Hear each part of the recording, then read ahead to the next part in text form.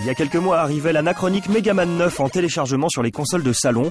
Plutôt que de passer par la voie habituelle des suites placées sous le signe de la démesure, le studio Capcom a pris la tangente en exploitant les codes esthétiques et techniques des épisodes version années 80.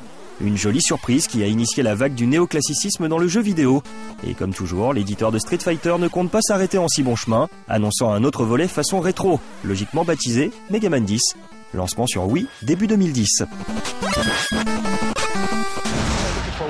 Electronic Arts est décidément le roi de la surprise. Après avoir annoncé une vague massive de licenciements, l'éditeur envisage désormais d'étoffer son catalogue de jeux de sport pour 2010. En plus des habituels jeux de ballon, de boxe ou plus récemment du MMA, l'imposante compagnie nord-américaine entend bien faire une percée dans une nouvelle discipline. Le suspense va durer quelques semaines, puisqu'aucun indice ne sera dévoilé avant janvier. On peut en attendant commencer à prendre les paris. Du curling, du patinage artistique, ou mieux encore, du poney. On peut rêver. Le fatidique dernier jour de 2009 approche à grands pas, et avec lui l'heure du bilan pour les 12 derniers mois écoulés.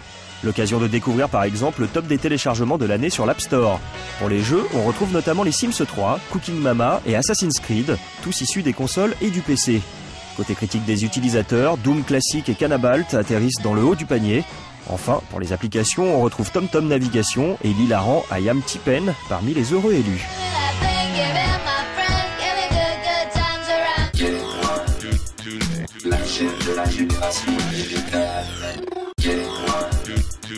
La génération musicale.